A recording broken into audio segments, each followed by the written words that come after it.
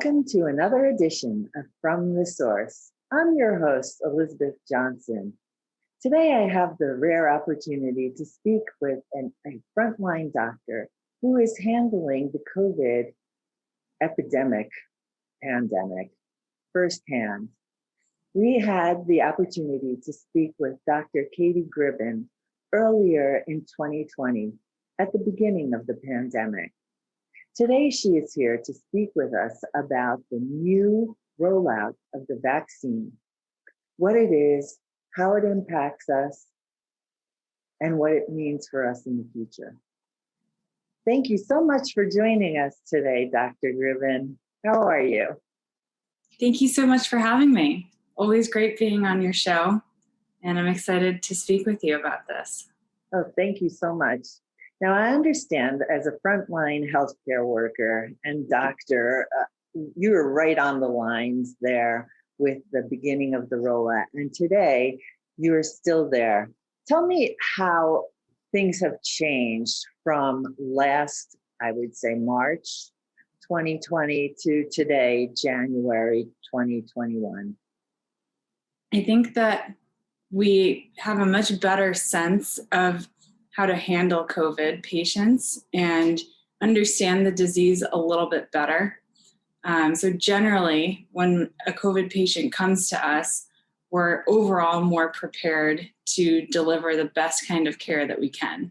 So some kind of concrete examples include the fact that we're using steroids early now, and steroids, dexamethasone specifically, has been shown to be efficacious with COVID patients in a large-scale clinical trial in 2020. So that now has become our standard of care. And data aside, anecdotally, I do think that it's making a positive difference. We're also learning to recognize some of the other complications that come with COVID that aren't just limited to the lungs and the respiratory system. For example, the effects that a COVID infection can have on somebody's mentation and mental status, and all of the other complications like blood clots and strokes that you may see with more frequency in COVID compared to in other infections. So I think that we are delivering more precise care, and I think that generally we're seeing more predictable, overall slightly more positive outcomes now compared to earlier in 2020. I know that in New York especially, we were the epicenter of the United States at the beginning. And, with the strict regulations and everything with mask wearing and social distancing and hand washing, it certainly had decreased the amount of COVID cases that were available. I know that there's all this COVID fatigue and everything like that, but I know that people are still doing the regimens. Why has there been this increase? I mean, I don't know if you can even answer that, of COVID patients. I know there's mutations, there's the UK variant, the African variant. Yeah, it's a great question. And unfortunately, I think that even looking back at the beginning of 2020, this kind of big second wave was always something that was predicted. Right. In the modeling and in the very early on predictions. I think that most of it has to do with the fact that in the winter, people go inside and there's not as much opportunity to space out, be outside, and maintain the kind of distance from each other that you really need in this kind of a pandemic. And the other part of it, what you said, is there is a lot of COVID fatigue. And with the holidays, there's opportunities to see family and to travel and to sort of reignite that spread. So I think that kind of those two pieces together, unfortunately, in a very predictable way, led to this second wave in a way that I think that there is a limit to how much we as humans could have done to predict it or to prevent it. I think that in a sense, it was at least somewhat inevitable, unfortunately. Now, this new variant that has been introduced that has come from outside of the United States, I understand it exacerbates well, let's put it a different way. You can catch it much quicker than the older version. And I understand that it can kill, has a higher ratio of death, a 30% increase in that. Have you had such the new variant in the hospital where you're working at? So far, we haven't been aware of a new variant. If it is present in New York City, which it very well might be at this point, it's not something that we have at this point tested for in our hospital. It's definitely more infectious and more contagious. As far as the effects that it produces on a person once somebody is infected with the new variant, it doesn't look like it's that much more dramatic compared to the COVID that we all know, but it definitely is more infectious. Okay. So now with the rollout of the Pfizer vaccine as well as the Moderna, you have actually received the Pfizer vaccine, and it is in 2 doses. Talk to me about the vaccine itself and why you need 2 doses, et cetera, et cetera. Right. Yeah. So it's an mRNA vaccine, meaning instead of providing every cell in our bodies with an antigen or a protein that then triggers our immune system to make antibodies against it, that's how most vaccines work. This one provides a piece of mRNA, which is kind of like a transcript for the protein making part of the cell to start making a specific protein. So you almost bypass a whole piece of the process that happens when you give a normal antigen protein-based vaccine. The idea behind that is to trigger a very strong immune response from our body to COVID and to produce a large number of specific antibodies towards COVID. And one of the reasons for that is that historically our bodies haven't been very good at producing strong, long-lasting immunity towards coronaviruses. For example, the common cold is a coronavirus, and we can get infected with various strains of that year after year without long-lasting immunity. So that's part of why this mRNA vaccine was really pushed ahead as one that people got behind to produce a very strong and lasting response from our immune system. As far as the study design with the 2 doses, I think that was kind of designed that way to right off the bat produce a very strong response, knowing that we'll have to have a booster up front, and maybe, who knows, down the road we'll need more boosters, but the 2-dose approach was, I think, adopted early in the vaccine development process. And what happens if we only get 1 dose or if the second dose is delayed, I think at this point is very speculative, because I've seen some estimates that range in numbers hugely about what the efficacy would be of just 1 vaccine. So we really don't have the studies to show any data behind 1 versus 2 vaccines right now. So all we have is the 2-dose approach. So part of that, in the first dose, there is a percentage of coverage, I'll call it, against the virus, but it doesn't kick in right away. From what I understand, it's there's a time frame of at least 14 days. Is that correct? Or right? Okay. Yeah, it takes time because you have to allow the part of the cells that make protein to actually take that mRNA and make a protein from it. And only after that's been done in a sufficient number of times do you get any kind of immunity. I see. And so then from the second dose, there is, I think, I had heard actually it takes 3 weeks for it to be 100% effective, or 95%, which is, I think, the highest allowable at this point, or not allowable. It could go up to 100%, but I think it's 95% effective. Is that correct too? Right. I have heard that 2 to 3 weeks after the second vaccine, after the second dose, the predicted immunity is 95%. Yeah. So now right now we have two.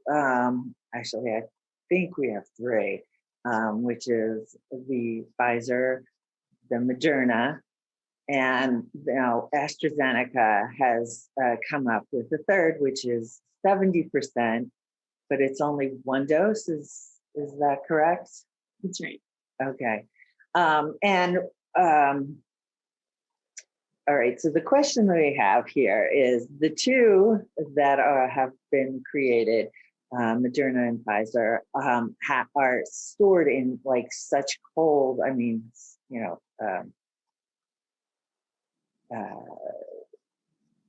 maybe below zero with, I forget the name of the ice, whatever, dry ice. Yeah. Okay. And then the AstraZeneca is, I don't know if it's stored, is it stored in cold as well, or? I'm not sure, to be honest. Yeah, I know it hasn't rolled out here yet, and I understand that AstraZeneca is having a really hard time actually creating enough of this vaccine that's out there. But I see that the UK and in the European nation has received all of these vaccines before the United States. How much do we look back on or look to Europe to find out, should we change our protocol? What are the things that we now need to keep in mind? I think that as far as I think early on, we learned that we can have a huge number of vaccines, but if we don't have the infrastructure to support dosing people, it's not going to work. And taking New York City as a microcosm of this. And now we're sort of flipped where we actually have a lot of vaccines available. We have sort of exhausted the infrastructure. Now we're getting a new shipment and we'll have a lot of vaccines available. Reword that. So now we've flipped it. And we have a lot of infrastructure in place to give vaccines, but we're running into a problem where we don't have the vaccine supply quite yet. So there's a backlog in that. I think in terms of looking towards Europe, some of the ways in which the early vaccines were dosed, for example, not Europe, but take Israel, was something that we could learn a lot from. Very early on, they had already vaccinated 20% of their population. And we're at 10% now in New York City, which is great, but we have a long ways to go. In terms of the AstraZeneca vaccine itself, it is interesting that it's still being developed, even though it's less efficacious than Pfizer and Moderna. And I think the reason for that is to just keep the demand and supply going across the globe so that we can continue bettering these vaccines, so that global markets can be involved. Different companies in different places can have a stake in it, and that'll help propel the whole development across the world rather than relying on a situation that could become a little monopolized with the two first vaccines that were developed kind of taking control of the whole market. Yeah, I understand that there's considerable cost in keeping these vaccines at such a cold level. Then after that, I understand they have to be used, they have to be defrosted Mhm. and distributed, into individual doses. And do you know what the time frame is from that? Once the doses are put together, um, for the usefulness. How because there's only a certain time limit that you could use that particular dose. Do you Right. Can you I'm speak to I'm that? not sure what the exact time limit is on that. I'm not sure exactly what that time frame looks like. I will say that the difference in the temperatures between the two vaccines, so Moderna can be stored at a much higher temperature than the Pfizer vaccine. I'm not sure, and I don't think anyone really knows what would really happen if we stored them both at the same temperature, or if either really needs to be quite that cold, because those two companies did their clinical trials with those specific protocols and those temperatures. So that's the data that we all have right now. And we can't go back and change the temperatures without doing another clinical trial. I see. So in the future, if Okay. we still need to keep vaccinating people, it's possible. I could see a future in which there are new clinical trials that are focused more on cost saving and streamlining rather than patient safety and efficacy. And maybe in future studies, we could see what happens if the vaccines are kept at warmer temperatures. But again, that would at this point be pretty tricky since we're still aiming for efficacy as our number one goal. Right. One of the things that the vaccine is allowing us to do is to be less worried about catching COVID, but you can actually still catch COVID with that. Is that correct? That's right. It's not 100% effective. Okay. But in the case that, let's say, people said, oh, I got my 2 doses, I'm ready to go, I don't need to wear a mask anymore. The likelihood of, let's say, the worst case scenario, let's say they caught the aggressive strain of COVID. Do you know if they would just be able to recover from that? Or is it, just we hope for the best? Yeah, I'm not sure. I think it's a good question to know if it's sort of an all or nothing. It's either effective or it's not. I would assume that that's not the case, that you do get some added benefit, even if it's small, from being vaccinated. Because when we vaccinate against the flu every year, for example, sometimes you'll hear it's only 30% effective this year, meaning we only accurately captured 30% of the strains that were going to be problematic that year, and the remaining 70% weren't captured well, and we don't have a great flu vaccine against them. But we still see that people who are vaccinated for the flu, even if they do get sick, usually get sick less, aggressively than they would have had they not been vaccinated at all. And it's obviously hard to tell because you can't study one person in two different situations. They either get sick or they don't. But I would assume that it's kind of similar to that, but we'll have to see. Right.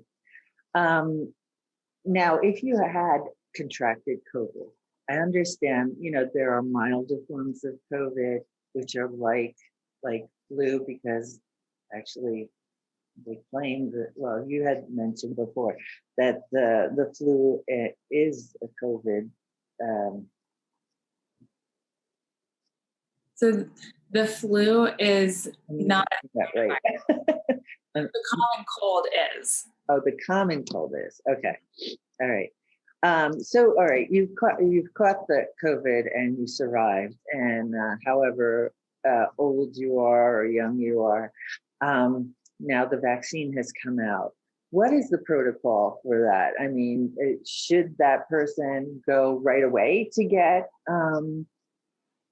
a vaccine, especially if they're eligible during this time, which I know is for healthcare workers and the 1A group, people over 65, or do they have enough antibodies, and when do those antibodies end?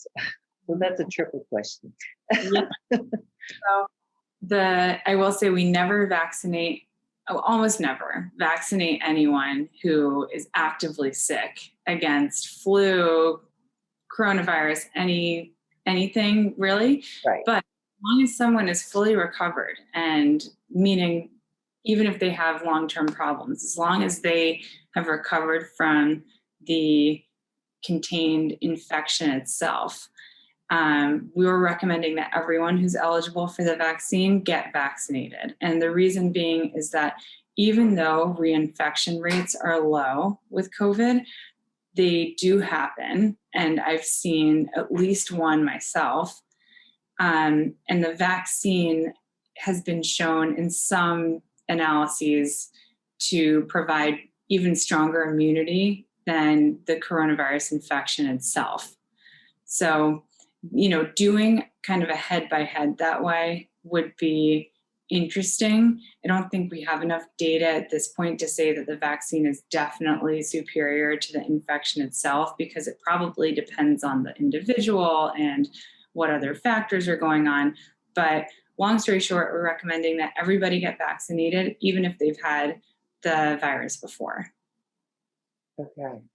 And do they know now if you can get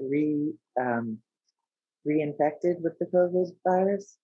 You can. It's rare, but I've seen one instance myself, and it has been described. Yeah. Interesting. Now, in a lot of people obviously have been infected with coronavirus, and though the level of death are extremely high, a lot of people have survived. And so they typically have a milder case. What is the protocol? I mean, would you consider you have this, and 2 weeks later, you feel better? Okay. How would you know? I mean, you're still testing positive. I understand after 2 weeks, they're considered to be not transmitting the disease. Is that true? Yes. So that's a little bit of a case by case basis, because every institution, meaning different hospitals and different groups, have their own policies about that. But at our hospital, our policy is that once you have reached the 2-week mark after your initial COVID positive test, you are considered to be exactly what you said. You're no longer infectious to other people. And we actually stopped testing people. Right. Early in the spring, we would keep testing people over and over. You needed 3 negative swabs before you could be cleared from the infectious precautions. And a lot of patients wouldn't clear the virus for, 3, 4, 5 weeks, and would stay on strict isolation precautions. Whereas now our practice is that we actually, unless we have a specific reason to, we don't recheck the COVID test. So once someone gets their initial test, we wait until 14 days and then allow visitors to come in and take them off isolation precautions, and we don't retest moving forward. And part of that is because studies have shown that the infection rates really go down quite a bit after that first test if you wait 2 weeks. As long as the first test correlates with the timing of the symptoms. And the other part of it is that, not surprisingly, we saw in the spring that there were huge detrimental effects on patients' and families' mental health being separated for long periods of time when loved ones are in the hospital. So kind of weighing the risks and benefits of allowing visitors with a very, very small chance of someone being infectious. The policy now is to allow visitors at that 14-day mark, because, it really is just so awful being in the hospital alone for a prolonged period of time that it's weighing the risks and benefits. It's a huge benefit and a very small risk. So at this point, it seems like it's worth it. Now, if you are home, and like I said, it wasn't as severe and whatever, what is recommended as far as if you would have to go back to work and stuff? How would you advise the patient? Yeah, it's a great question. I think that typically we recommend the same kind of 14-day rule. Mhm. And because it's always hard to know what the true start of that 14-day period is, say that somebody didn't get tested for a week Right. after they had symptoms, it's kind of hard to go back in time and predict when things really started. So we just use 14 days from the time of the COVID positive test, no matter what. And we advise patients to go home, stay out of work, self-quarantine from friends and family for 14 days. And same thing goes with very close exposures. We sort of presume that somebody has COVID depending on the situation, even if they haven't tested positive themselves. And that's kind of how we do it, still with the 2-week rule. Okay. That's good. Now, at the beginning, we knew very little about COVID, and of course, with it being practically a year of actual results, we see that it was a lie that children aren't affected, and the patients you're seeing now, are they still that high risk category, or has it just really it's gone the spectrum of young to old? And I know you said that it was young before, but you were talking about 20s and stuff. Who are you seeing now coming in? So I mainly still see people who are, I would say, 50s to 80s or so coming in terms of ages. So fairly broad, but definitively adult. But then I'll also see younger people in their 20s, 30s, 40s, just in fewer numbers than the slightly older patients. And then I don't see any children myself because that's a separate pediatric department. Right. I do have a few here and there pediatric COVID cases too. So I would say generally, middle to slightly older adults with some younger adults that are kind of, here and there. And do they have complications like high blood pressure, diabetes, or have been compromised health-wise? Yeah, both anecdotally and as far as data goes, the comorbidities that are most often seen with severe COVID infections are exactly what you mentioned: high blood pressure, diabetes, often heart disease. But it is really hard to predict who will develop severe COVID and who won't, because sometimes we'll have someone who has none of those comorbidities who unfortunately becomes very sick. And then other people who, I'll be very, very worried about, who actually does very well. So it's predictable up until a point. But once you kind of get in the door of the hospital and things could go either way as far as getting worse or getting better, it is fairly hard to predict. Well, I know you see the COVID patients. Are you also administering the vaccine? I'm not personally administering it, but have a great team of nurses from all across the hospital who have been administering it, and they have a solid workforce. Yeah, absolutely. The backbone of the system. One of the things that I know that they watch for is that you're not allowed to leave for 15 minutes is the reaction to this vaccine. What have you seen as being the side effects, if you've seen anything? Yeah, so I haven't seen any, knock on wood, severe reactions. So no anaphylaxis or anything like that. I haven't seen anything in that 15-minute period. So most people will get the vaccine, sit for 15 minutes, and then leave and carry about their day. Most people, after the first vaccine won't feel too much of anything, maybe some arm soreness. I didn't feel anything after my first dose.